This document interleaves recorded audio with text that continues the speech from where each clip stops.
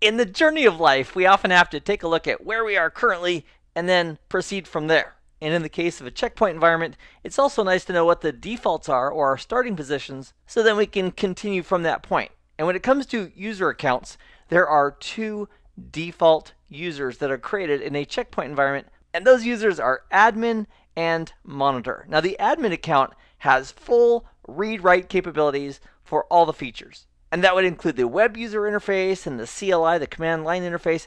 And we set the password for the admin account during the initial setup of our systems. And the user ID is 0.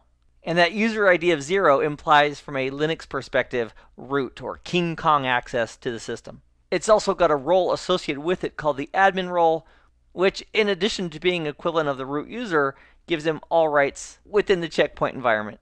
The other default user is monitor, and it has a non-zero user ID. Here we have 102.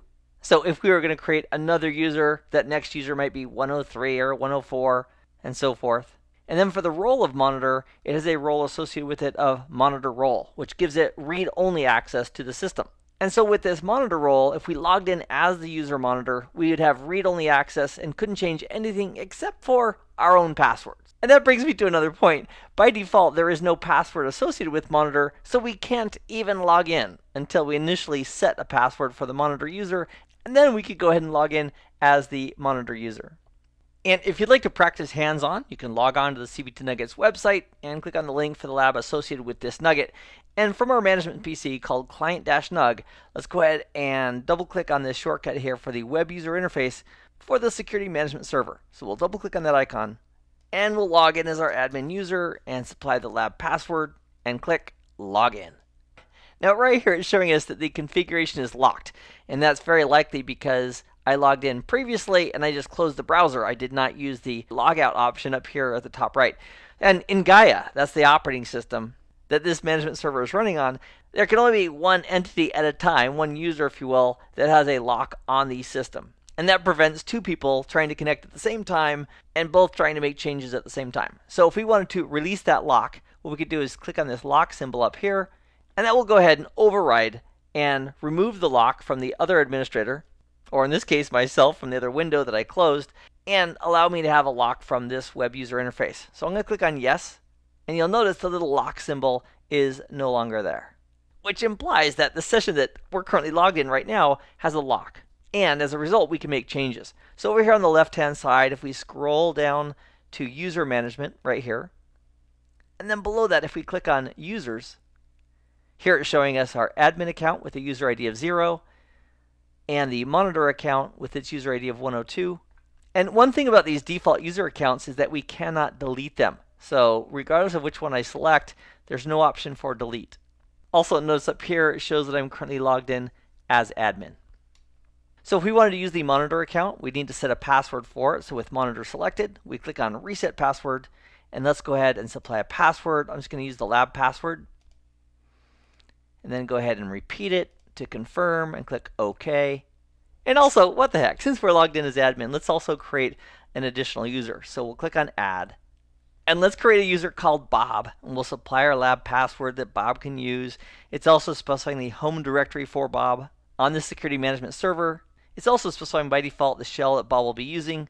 So even though there's lots of different shells available, the default shell that it's going to be handing out is the CLI shell, also sometimes written out as CLISH. So we'll leave that default. And for the user ID, we want to change this 0 to something higher so that he doesn't have root user permissions. And as we hit the up arrow key and then hover over this indicator, it says invalid user ID must be either 0, which is the root user equivalent, or an integer between 103 and 65,000 and change. So let's go ahead and put 103 there. And the access mechanisms for Bob include web, because the checkbox is there, which is the web user interface, and also the CLI access. And if we want to assign roles for Bob, we could go ahead over here in the available roles. And if we wanted Bob to have the monitor role, we could simply select that, click on add, and that monitor role would be assigned over to Bob. So effectively, Bob could log in and have read-only access to the system. So with Bob in place, we'll click OK. And then we'll go ahead and log out using this icon on the menu right here for sign out. So we'll click on sign out. So now if we logged in as either Bob or monitor, we'd have read-only access to the system. So let's log on as monitor. And we can do that because we actually set the password for monitor, and we'll click login. So here, logged in as monitor. On the left-hand side, if we scroll down and go down to users, here's showing us the users. And with Bob selected, you'll notice that everything up here is grayed out because we don't have permissions logged on as monitor to change or manipulate any of the details regarding other user accounts because we don't have the permissions. Also, notice here that for the admin account and for the monitor account, the two defaults, that little lock symbol, that implies that we cannot delete those two accounts. However, if we had the rights, we could delete Bob. So let's go ahead and log out as monitor. Let's log back in as admin. On the left-hand side, we'll scroll down, go down to user management and select users. And from here, we could click on Bob and go ahead and click on delete because we're logged on as admin, and we could delete the Bob user account just like that. However, if we tried to delete the monitor account, there's no option for that, again, because these two accounts by default cannot be deleted.